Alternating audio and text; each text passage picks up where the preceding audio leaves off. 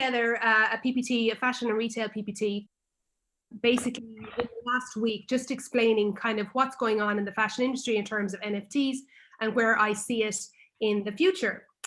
So I'll just get it up for you now. All right. Okay, guys. So actually, I was inspired by Luxo and a variety of other luxury brands. So I'm very, very curious to see what the luxury brands are going to do in the future in the blockchain and AI space. So firstly, let me tell you a little bit about myself. So I'm a fashion retail innovation lecturer at the School of Technology, Operations and Retail at Technological University in Dublin. I'm the Strategic Account Director Advisor for Altada AI and Program Developer of Alcessor AI Accelerator at Trinity College Dublin. At the moment, we have 9 accelerator programs in AI, and 3 of them are in the fashion and retail space. I'm also co-founder of China Innovation Retail Lab by Shop Association, which is a large retail association in China. And I kind of started the whole blockchain. Well, I'm not really a blockchain expert. I'm more in technology as such. But my first experience with blockchain was I did a TEDx talk in 2016 called Defining the Undefined, Educating an Entire Supply Chain Simultaneously to Encourage Sustainability in Lingnan University in Hong Kong, which actually that TED talk, it's available on YouTube. It's a little bit edited because I was living in China for 8 years. So sometimes my views are a little bit controversial. And so in this TED talk, I talk about basically in China, the fact that you have manufacturing customers is sometimes the same person, and that we need to have real-time, how will I say, technology and data in real time so we can make better decisions on our products and services long-term as fashion providers. Because when I was there, I noticed there was a lot of wastage and a lot of unnecessary products. They weren't carrying out their research, they didn't have proper branding, and so on. So moving on from that, so here are my fashion stripes. So I attend Paris Fashion Week very often. You can see there my Chanel Haute Couture. I also visit Pret-a-Porter for Dior. I've done my TEDx talk. I do a lot of talks in China about retail. I believe that retail and technology comes from China, from the gamification space. I had my own fashion company called Le Style Atelier, or the Style Workshop. And I also worked for Tencent, Weixin Zhufu Bao. It's Tencent is like a fintech ecosystem for lots of different kinds of retail products and services. Yeah, so I spent 8 years in China. You can see a little message there from Karl Lagerfeld's assistant, Diane in Chanel. This is where I kind of got my first, how will I say, idea for NFTs. So basically I have a client called Zhang Zhishi, and I accompany her to Paris Fashion Week. So when we came back, she bought the dress from Chanel, and she said, and I got an email or a text message from Diane asking me, could they use Miss Zhang's prototype, her prototype on her haute couture dress. So I talked to Miss Zhang, and Miss Zhang said, no, don't I own the IP to it? I own the IP, that's my prototype, or that's my measurements. And I said, well, maybe in the future, you'll be able to own this kind of IP. And that's kind of my first, how will I say, realization that IP or digital IP or fashion IP or fitting IP was going to become a thing. So moving on from that, so I got inspired by this topic from Vogue Business. So they basically talk about art, fashion and blockchain technology are coming together to benefit culture, improve IP ownership and traceability. So we know blockchain historically in fashion is used for traceability. And we know this with the De Beers supply chain, for example. Yeah, so they use it to source diamonds from sustainable partners. Also from the cultural part in the luxury fashion industry, we suffer a lot with cultural appropriation. So Isabel, you might be familiar, for example, when you're entering the Chinese market, a lot of the luxury brands made a lot of faux pas with Chinese culture. And cultural appropriation, I feel, is so here's an example. Dolce & Gabbana created a campaign where they had like a young Chinese lady eating pizza with jiaozi, which is, what do you call these, like chopsticks? And this created a whole big anti-Italian luxury fashion brand impact in China. So my point is, I think with blockchain and better branding and better technology, that a lot of these brands will be made in localized areas. So we won't have the cultural appropriation because the blockchain will be in real time, we'll be exchanging information and services in real time, but also there's going to be a lot more localized fashion brands that won't have the problem with cultural appropriation. Why? Because they're making the product services in those geolocation areas using the various technologies. Okay, so people often ask me, okay, so where does gamification come from? I would say 中国, I would say gamification is coming from China. Why? Hold on, I just move this down so I can see my PPT. Yes. So the gamification, and so as we know with NFTs, it's coming from the gamification kind of area. Gamification comes from China, or retailtainment, or social commerce, coming from mostly the beauty and the fashion industry. So here's an example on the left of Tencent, and Tencent created a game called Honor of Kings.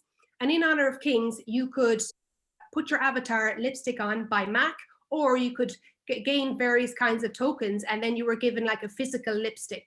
So this is my first example of tokenization, or gamification, and then getting a product in, a tangible product in your hand for playing a game.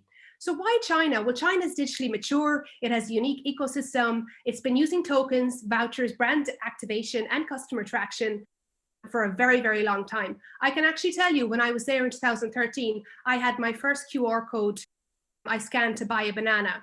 My first AR was taken in 2000. I have it actually, I've minted it actually. My first AR picture with the cocktail glass is from 2012. So I've minted that actually recently. My social media post, I minted it on Cloud Art. Moving on from that, so why was China so great? So like I said, China has a very unique political and economic system, which means it can have its own ecosystem, meaning that data, I'm sure you've heard of like surveillance capitalism and facial recognition and all that kind of stuff. So that's very, very common in China and has been for the last 10 years. Why? I have a theory. The fact that they had COVID in 2003, 2004, this pushed the government to create a digital space that if they did go into a pandemic again, that the economy be safe, because most of their things are online. So this is why I believe China is the pioneer of APP and technology. We say application, because they had to move to a digital environment in 2004. Of course, their political and economic system allows that, because they have this, how will I say, one ecosystem, which is exchanging information and data without problems like GDPR and CCPA. Moving on from that, we have the social media. So we can see it with Facebook, right? So Facebook make their revenue from advertising, but that's no longer, that's going to be an issue moving forward now, because people don't like their data being shared by third parties. So what Tencent did was 35% of their revenue comes from gaming, while the additional comes from fintech products, and then the rest comes from advertising. So we can see from the beginning that China, digitally mature ecosystem, was not depending on advertising or third party. It was creating its own ecosystem where the majority of the money was coming from gamification. In gamification in China, we also have other kind of apps like Douyin. Douyin actually is TikTok. So TikTok has become famous now in the Western world because of the pandemic, but TikTok was originally from China, called Douyin, and it was in 2015. And I have my first TikTok video from 2015 from Douyin. Then you have Pinduoduo, which is also quite a similar social media app that luxury brands use in the Chinese market. And of course, China is also first for the first live streaming, first video shopping, using KOLs, which are key opinion customers, and KOCs, or say KOLs are key opinion leaders, and KOCs are key opinion customers. But in the Western world, we call these influencers or content creators. So I'm going to share with you some insights I have about the future of KOLs and KOCs in the Western market. For example, in the UK, maybe a KOL, Vogue Williams, is she a KOL? Or maybe like somebody who is like very famous for some kind of professional qualification, while a KOC is somebody who's actually using the product, but they're not famous. So you could have like a famous dentist, or a famous doctor, or a famous, let's say, AI professor. Yeah, they're KOLs. And brands will use either a KOL or a KOC in the future. The best example I can show you of something I was involved in with brand activation in the digital space would be Burberry. And Burberry had their first digital store in Shenzhen, China, which is on the border of Hong Kong, in 2020. I'm not sure if manages Burberry. So what I'm saying is, like, on retail or retailtainment or retail is like the seamless integration of online technology in an in-store environment. And this is very current in China. So now I'm going to share you guys a video about Burberry. Hopefully it works. Here we go. If my broadband is good. There we go.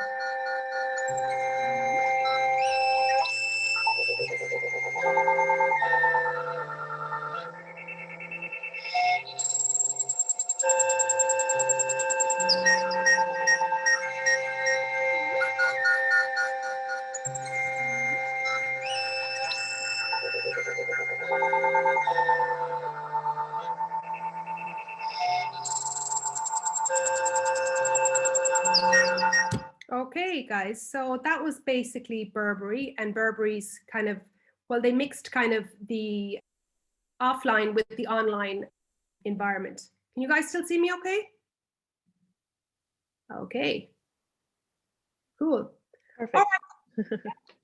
You still there? Cool. All right. Good.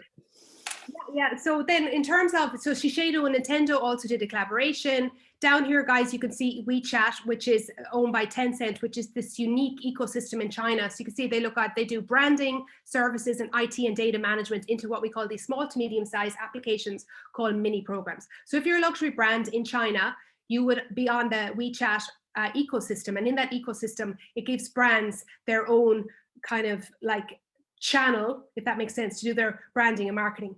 But here's the great thing about Weixin and the WeChat ecosystem. They're now offering free VR and AR on the platform. How cool is that? So if you're a brand in China and you want to get on the WeChat mini program ecosystem, they're going to set you up on this ecosystem, but they're also going to give you AR tools, VR tools, and AI tools to make sure, and these are free, guys. These are free. These are not like apps and platforms that are developed independently outside the ecosystem. No, these are all part of an internal ecosystem run by Weixin or Tencent. Then if you see here, this is from last week, this is Lancome's, obviously. So Lancome had this brand activation where you scan the QR or you can use your face payment, and then you register on the WeChat mini program and you get a free Lancome lipstick. So yeah, that's why I think China is king when it comes to digital, new retail, and those kind of technologies. Okay, so moving on from that, hang on. Okay, there we go.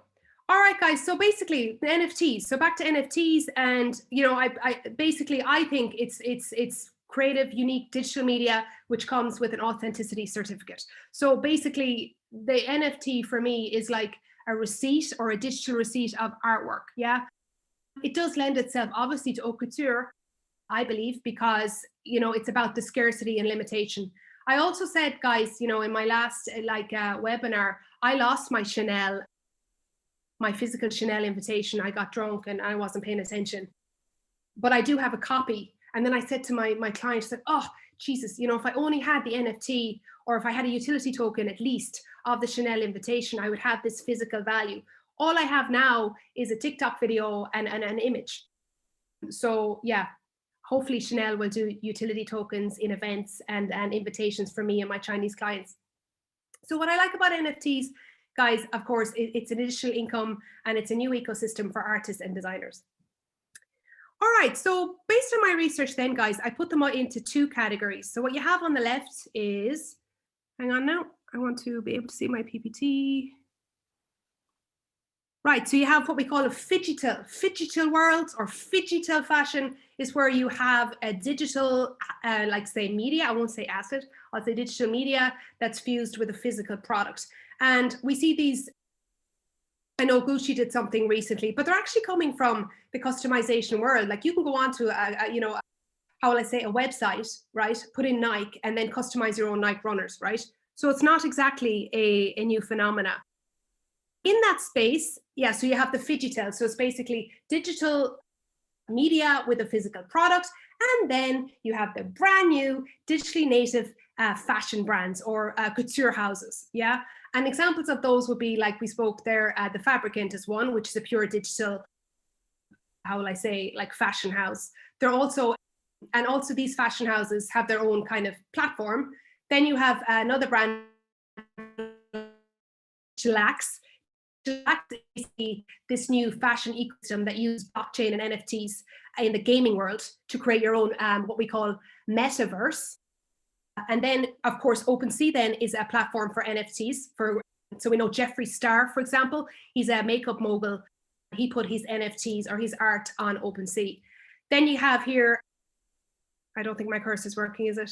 Okay, you can see the Luxo one there, guys, that we talked about earlier, that blockchain for the fashion blockchain. So again, they're a blockchain company. Now, I'm really, really excited about this company because I think they're going to do great things.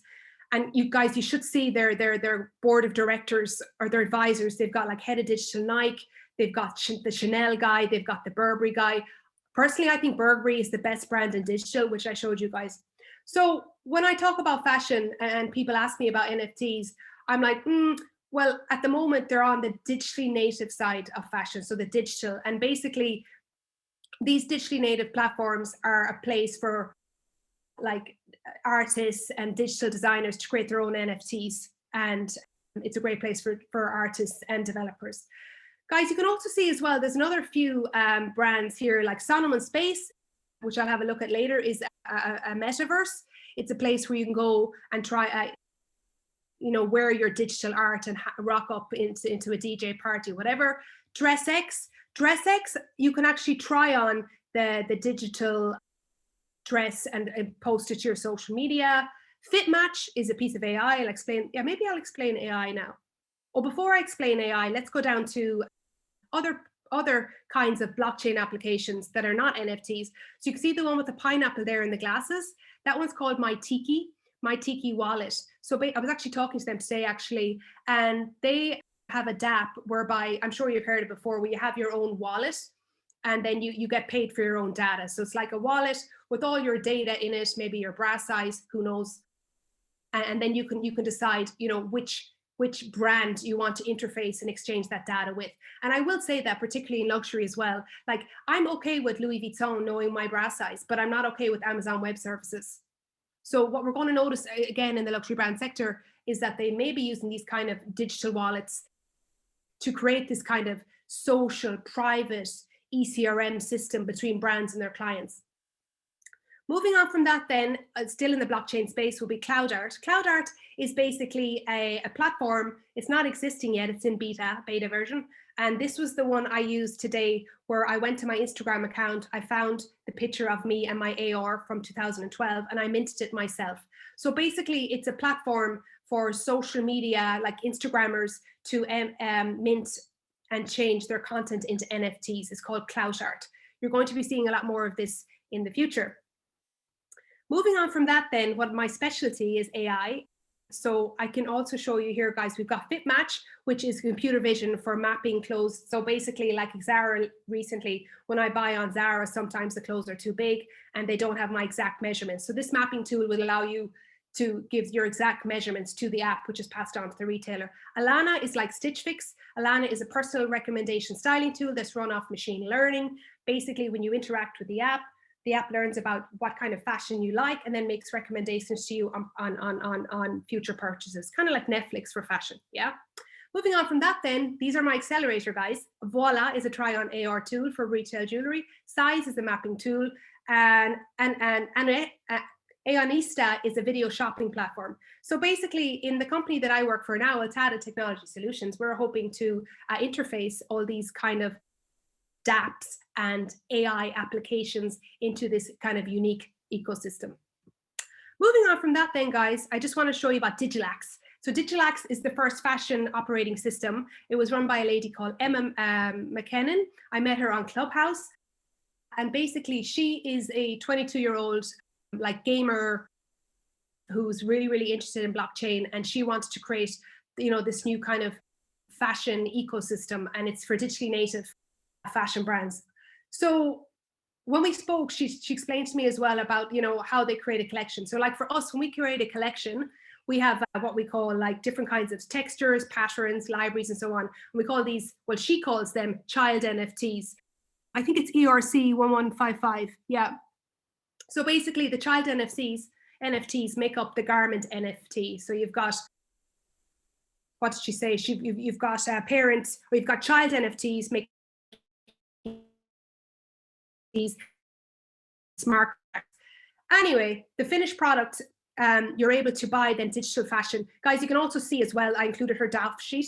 Her DAF sheet is basically the patterns, the decoration, like the sequences, the gold and so on and so forth. Each variable or element is matched with the real world supply and demand in terms of the cost. So you can see, guys, that somebody like could rock up on Digilax and then create their own fashion collection from scratch and make their own NFT fashion collection, and then they can sell it on a platform, and then the customer can wear that digital NFT in a metaverse, like go to a DJ or a Chanel Paris Fashion Week fashion show, for example. Yeah, so that would be the ideal situation, but this is for digitally native fashion brands.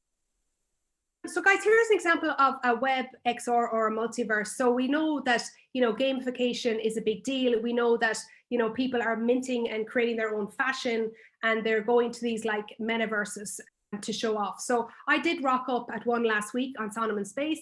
I was not wearing an NFT. I was wearing an ugly Sonoman logo t-shirt. So I went home. Yeah, but everybody around me had some cool stuff on and I wasn't part of which is fine. Anyway, so you can see, guys, I'm sure some of you are already familiar with, you know, coins and how they're interfacing with these digitally native brands, and they're creating, so you understand kind of the whole system. But like I said, you know, when somebody asks me to explain it, you know, I always go back to games. So you guys are probably very familiar. These are my top favorite three, how will I say, entities. Of course, CryptoKitties was super, super famous. I think it was like, was it 2018? I'm not sure. I wasn't a fan then. Jeffree Star, guys, is a very good example of a social media makeup mogul who actually, he caused a little bit of confusion with his NFT because he basically posted like the Jeffree Star doll, and everybody on social media was like, well, technically that's not really an NFT if it's a physical product. And there was a lot of confusion, but Jeffree's kind of known for this confusing people. Like he has a lot of very controversial products like fuck proof mascara, for example. So he's always going to be one of these, he's always there to kind of confuse and shock the customer.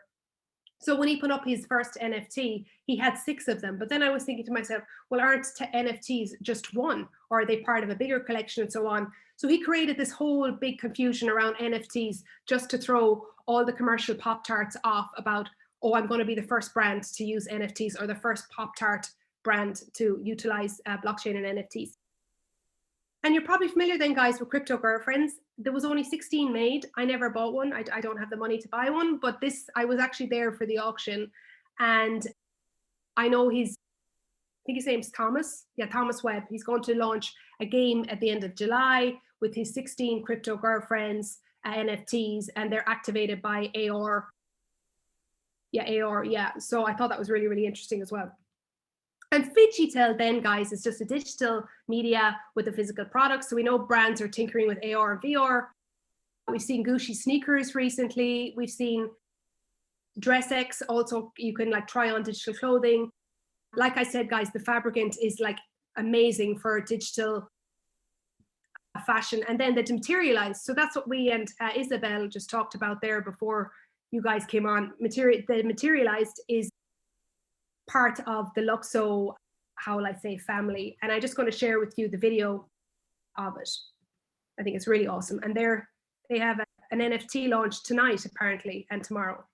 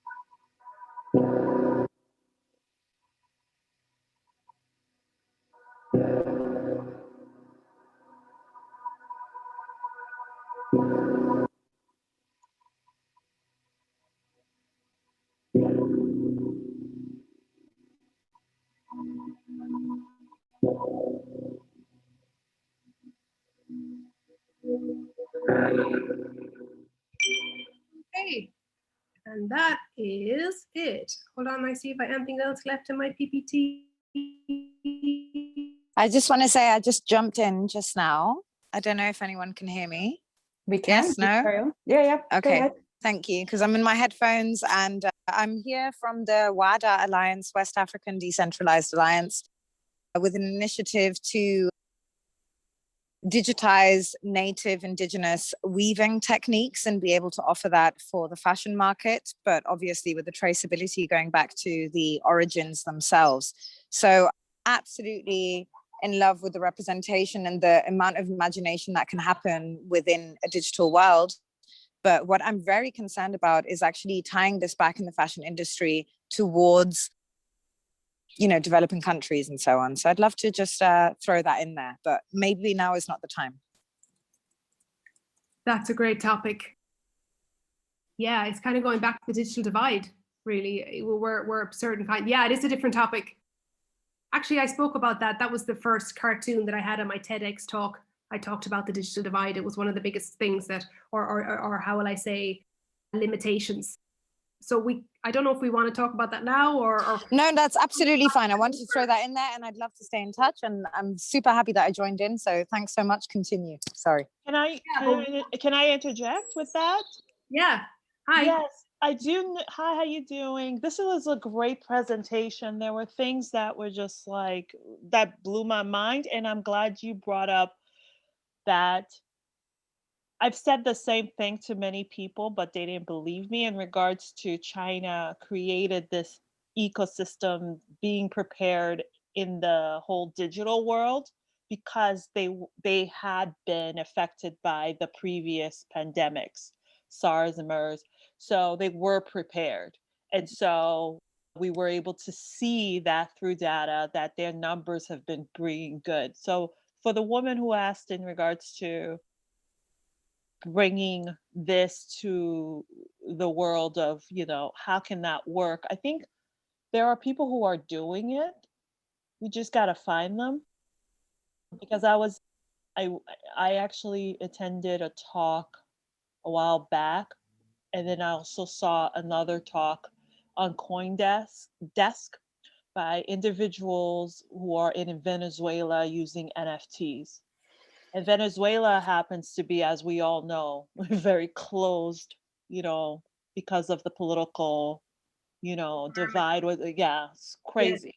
And so what they have been able to do, you have artists and designers who have used this opportunity, never before, actually finding ways to, you know, make money through the Ethereum platform. And they are doing it. Now, I think that there are people who are doing it, and I just think that we just have to highlight those individuals. Often we're highlighting the major players. It's just finding who are doing that, and that way we can see the opportunities and help them and be able to support them. But it is happening. So what I didn't do is, for those of you who aren't familiar with the Bigger Pie, is we've organised this event, and Paula, thank you so much for a fantastic presentation. We do have questions and we'll get into those. But the Bigger Pie is a community of female leaders across the globe, and the whole point is to be able to easily connect. So when something like this question comes up and we don't have the answer yet, it's something that we can connect people to. We can find out who's in the space, and we can also say, okay, particularly in such a nascent industry, you know, be the people who provide the change. So I'll put the link in again if you guys want to come into the Bigger Pie, so we can carry on conversations that don't fit into an event like that. And just going back to Bettina, your comment there, the thing about China is as well, it's got a unique political and economic system, so it's advantageous for them to have this data. You know, I mean, I have a digital passport and a facial recognition passport in China. Now my social points are good. I never committed any crimes or anything like that, so it's not a problem. But what I'm saying is that they had, because they do surveillance capitalism, but it benefits their society. Of course. The government. You're getting cut off. Could you repeat just a little bit? You got cut off. Can you repeat what you said? Yeah. China has a unique political and economic system, and they have an advantage over other Western kind of societies because data isn't like, they don't have GDPR and CCPA. They're basically, we call it surveillance capitalism, but it's the capitalism isn't. It's more about the country, if that makes sense. So yeah, absolutely. So that's why they have an advantage. And when I moved there in 2010, I got very comfortable wearing masks, having my temperature taken, and my face. Actually, facial recognition saved me once because I stole a motorcycle. It's not true. I was coming out of a bar and I picked the wrong motorcycle, or what do you say, like electrical bicycle, and I put the keys in and I drove home. And then the next day, the Chinese policeman came to the door and arrested me because I'd stolen a bicycle. And when we went to the police station, they ran the facial recognition, and it wasn't actually, I could see my face with all the lines, and they were like, why did you steal the bicycle? And I said, but I didn't. But then I found out that the keys of the bicycle or electric bike in China, they'd made so many copies of it, they forgot to change the locks. So I could have opened up any, electrical bicycle anyway, but only and then it was the first time I saw my facial recognition. And then they said to me, I speak Mandarin, right? And they were like, oh, you've got really great dress sense, and, do you have a boyfriend and all this kind of stuff. And I'm like, how would they remember my outfits? So they're able to see me walking home from there, so yeah, facial recognition, data, it's part of the society there. Yeah. So that's why they're able to make these products and services and integrate them in real time. Heather, did you want to ask your question? I think you're on mute, darling. I think it's actually been answered in the meantime, because I was going to ask again what the Somnium space is, but that's the metaverse, right? Yeah, that's the metaverse.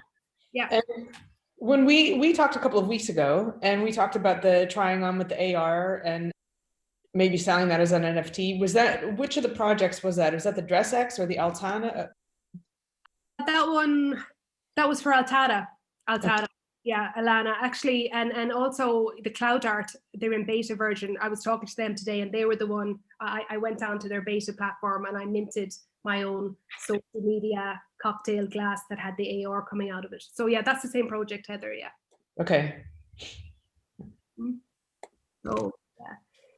Any questions, guys, about, I don't know, fashion education or AI or I'm not a blockchain expert, obviously, but I understand. I'm more excited about it now more than ever because of this tokenization. So this is gonna, I believe, we're gonna have like Chanel, for example. I mean, they're gonna have digital fashion shows. They're gonna have utility tokens for tickets. My clients are gonna want their IP for their prototypes for open tour dresses. So yeah, it's gonna affect me. If you don't know blockchain, so basically you've been learning on your own through like NFTs and just doing it yourself too? Yes, I started learning blockchain when Bridget added me to the Bigger Pie. Okay. That was weeks ago. I got to get on the Bigger Pie again. I have a master's in computer science and an MBA in luxury fashion. I'm a lecturer, actually. I lecture like digital marketing, omni-channel retail anyway. So I was teaching my gang about blockchain and AI my first years. Of course, they're head wrecked, but it's fun. I learn as well, right? I use my students to learn, and they learn from me, and we learn together. Yeah. Right. So Paula, can you just reach out to me again on WhatsApp about what we were talking about a few weeks ago? Yeah. So does anyone...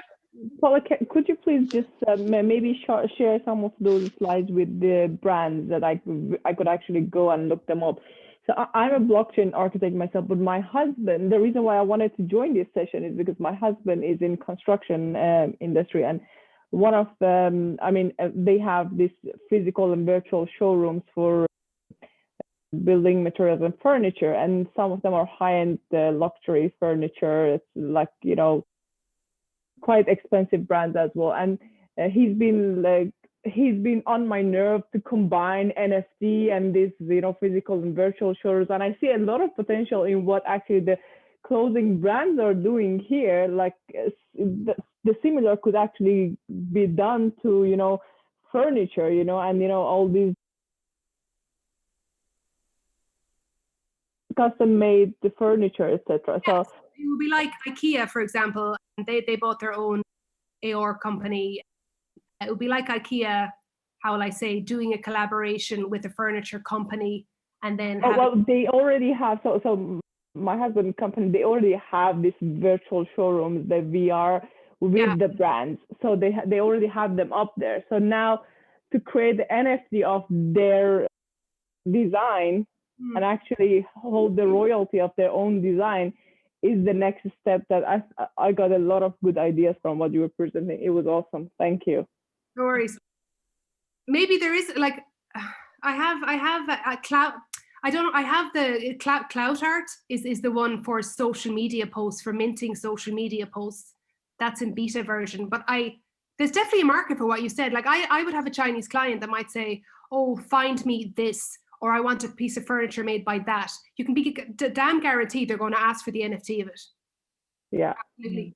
I'm already getting, where's my NFT? I'm like, it doesn't exist, Miss Zhang. You need to wait a couple of weeks. I don't, Chanel haven't given me an answer whether they're going to make NFTs or not. So I definitely think there's a market for it, particularly in Asia, because they want like very, very luxury customizable things.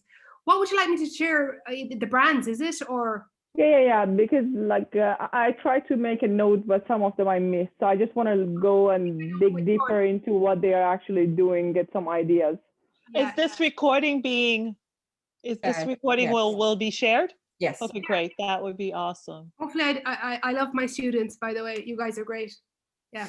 And Paula, I have a question. If anyone, because I've always been interested in China myself and wanting to go live there for like a good year to understand and process. So again, I don't recall, you did mention how you went to China, but I don't really, I missed, the details. Yeah, I guess, yeah. How did you go about it and why? Okay, so basically I studied luxury brand management in a university in Perpignan in the south of France, and I wanted to become part of the luxury French heritage brands, but unfortunately I'm from Ireland, so we don't have like a fashion culture kind of thing. So the headmistress said that I wasn't French couture heritage material and that I should maybe pursue a job in something else. They actually thought I was American, actually. Told me to cut my nails, cut my hair, and cover my breasts. I think I was wearing too much fake tan as well. Anyway, in the class, I became friends with the Chinese, and the Chinese said, oh, Paula, you're so funny. Can you come to China and help us build? We love luxury brands and we want people to buy for us and we want to build our own luxury brands. So I said, grand. So I basically applied for a job at Donghua Dashi, which is a Chinese fashion textile university. And I flew there and I taught in the university to rich Chinese kids. And we're talking like ridiculously rich Chinese kids who wanted to create their own fashion brands, and their mommies and daddies, supplied H&M, and they'd 600 or 500 retail outlets. So I started working for my students, my rich students, and I was building brands in China. And then a lot of the foreign heritage brands were localizing in China, and I happened to be there at the time. So this is where I got my first opportunity to work with luxury heritage brands before they became completely localized, if that makes sense. So I was basically training the staff on luxury and so on. And then of course the Chinese they started localizing, and I kind of was out of a job. So I created my own kind of like fashion and branding consultancy company. And then from there, my students had all grown up and they wanted to buy haute couture, and they asked me would I be their head buyer. So private jets, helicopters, Valentino, Karl Lagerfeld. I sat there as a Chinese, the French call me le petit blanc chinoise, the little small Chinese. Haitian Canadian, so I understand what you said. Yeah, right. So I was kind of this like clumsy Irish speaking Mandarin and maybe French. And I was just the interface between the Chinese ladies who were on a learning curve in terms of their style. And then I had the French and the Italians, who have a cult. Chinese actually. So I was the clumsy Irish fashion buyer in between. Yeah. So that's, and then when I came back then, my clients were complaining that there was no WeChat Pay, no e-payment. So I ended up working with Tencent on Weixin, Waigor Da Weixin, which is like WeChat overseas wallet. Yeah. So when the Chinese then would go to buy like Pret-a-Porter, they're able to use their WeChat wallet to pay. And that's how I got into fintech. Yeah. And then I came back to Ireland then when I was 40 because I didn't have a husband, and I still don't have a husband, but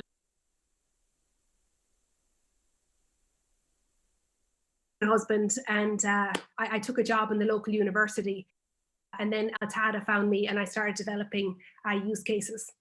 That's pretty much my story. I love it. I love it. Thank you so much for sharing. Ellie, did you want to ask your question? I know that Tiffany, you've got your hand up as well. So yes. Well, thank you so much for this lovely presentation. So I'm so stoked. So I have coming from a different angle in terms of within the education sector, and if you can tell me more about maybe the space landscape in China, when it comes to like art projects, is this something that's happening right now in China where schools have been starting implementing that, having, NFTs attached to their art projects or any other projects that they want to eventually perhaps fund or just keep it there when they want to come back to it? And I see this like as this sort of live document that just sits as part of their CV, their curriculum. So these projects are just there, and that's kind of a key. I don't know if you see that trend happening in China, or is that schools or education sector has not really explored that? That's a great question. So tokenization is in China, but it's in the Chinese way. So what happens is it's catching on in the last 2 or 3 weeks. So China's starting to realize that NFTs is a lucrative, how will I say, it's a new way to make new money. So what they have is in China, they do have tokenization, but this privatization tokenization is not allowed, but it is allowed in some, how will I say, managed circumstance in the art world. So they are talking about NFTs and it's there, but it's not, how will I say, you see, China, people often ask me as well about China, it's capitalist tolerant, if that makes sense. So in the NFT space, it is there, but it's not official, but it's not frowned upon, if that makes sense.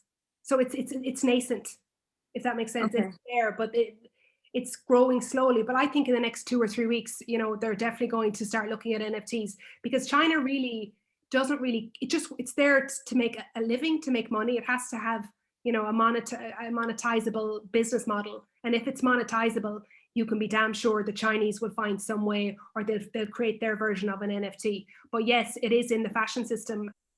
I know this because my colleagues still lecture in China, and I'm in contact with them every day. So it is coming, 100%. Okay, yeah. Chinese version. Yes. Okay, thank you. We've got 6 minutes until we're on the hour, and I do want to make sure that we keep to time. But Tiffany, would you like to ask your question? Yes, can you hear me okay?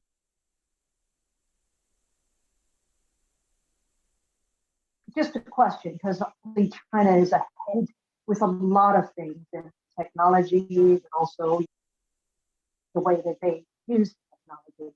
And from your experience in that country and looking at the rest of the world, how do you think the adoption is going in the fashion industry in terms of, the blockchain technology, NFTs? Do you see a slow adoption, or do you see things picking up? Is just a question.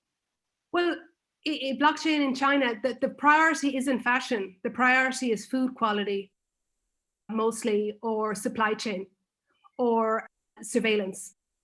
Fashion, I haven't heard a wink about fashion. No, honestly, like I'm talking to China every day, fashion is not a priority for them. Surveillance, cybersecurity, food quality, traceability, smart cities. That's where they're interested in: smart autonomous cars, 5G, IoTs. Yeah, and also, yeah, priorities here too in the United States and Canada. It's the same thing. So fashion, yeah, wouldn't be, Tiffany, I don't think fashion is a priority for them, to be honest. They buy fashion, but they do like Western. We're good at branding, we're good at products, we're good at creation. I definitely think though, the Chinese in terms of creation. You know, that have you ever heard of GoPay? GoPay. Her designs are like mind blowing. Yes. I don't understand them. It's like imperial China with Western civilization. I've been to her fashion shows. They're like beyond excessive, complex. You know, it give me very, very complex. But no, fashion, blockchain, not a thing. I haven't seen much of it. I hope that answers the question. Thank you for answering my question. No, that's fine. And in time as well, because I have to turn. Yeah, cool. Yeah. My kids. Yeah, but you're the most professional blockchain person I've met so far. So I'm like, that's yeah. Any other questions, guys? Or No, are we all good? we cool?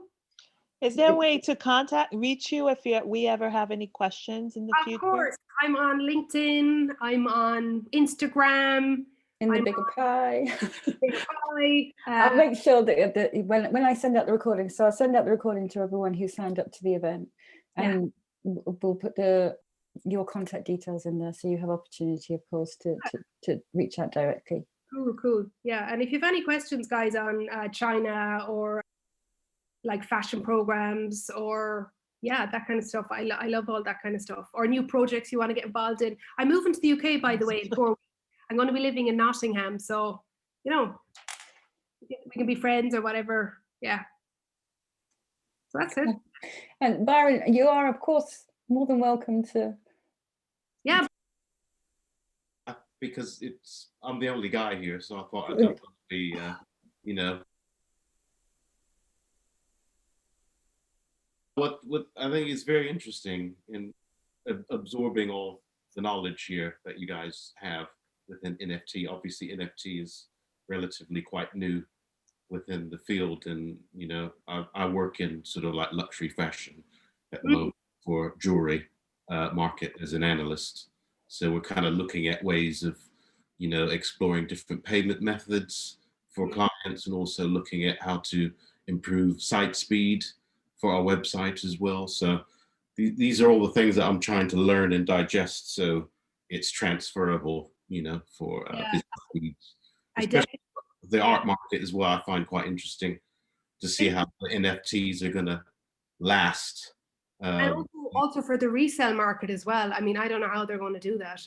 That can be quite complex as well, like reselling and the contracts and all. You know, it's a big deal. But I definitely think NFTs are great, and I think they're here to stay.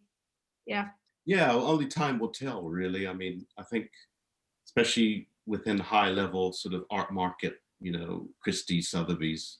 Yeah, I saw their NFT. I think Sotheby's are quite intimidated by Christie's. I think I didn't really enjoy didn't find it much value add. But yeah, I think the art world is definitely, and you know, I'm going to have clients that are going to ask me for a Birkin bag, and they want the print NFT for it. I can see it happening, and you know, it's going to be very interesting space. Yeah. So it's all interesting and new at the moment. I think David Hockney was quoted 2 weeks ago. He thinks NFTs look quite silly. So I have to kind of like think, okay, well, he is David Hockney, isn't he? So established. I actually don't know who he is. Yeah. I don't know who he is. He's a painter. But because I'm a blockchain expert, I could just, you know, I will say it's going to be here. It stays here. And it definitely is going to stay. Yeah, it's understanding the tech. Once you understand the technology, you'll see how it can be applied to many things, not just on art, but it can be applied to deeds, to property, you know, as you said, you know, authentication. In the art world, I remember studying, because I have a minor in art history, so I remember the process of, you know, tracking art. And so applying the tech to this is just, it's just gonna take it to another level. And so I think the focus has been so much on the JPEGs. It's really not JPEGs, it's the actual like I was thinking, tracking the hash, you know. But my TikTok videos, like, you know, I was thinking, I wonder, can I NFT my TikTok videos? It's performing arts, right? Yeah, you can NFT pretty much anything if you want, if you find a value. So yeah. Well. Wonderful. And on that note, I will thank everyone for joining us, and I'll follow up. And thank you so much again, Paula, for your fantastic and really interesting presentation, and everyone else for your contributions. Thanks, guys. Thank you. It was amazing. Thank you. Thank you very much. Thank you, Paula. Thank you, Bridget. Bye-bye. Thank you, Paula. Thank you, Bridget. You're always awesome. Yeah.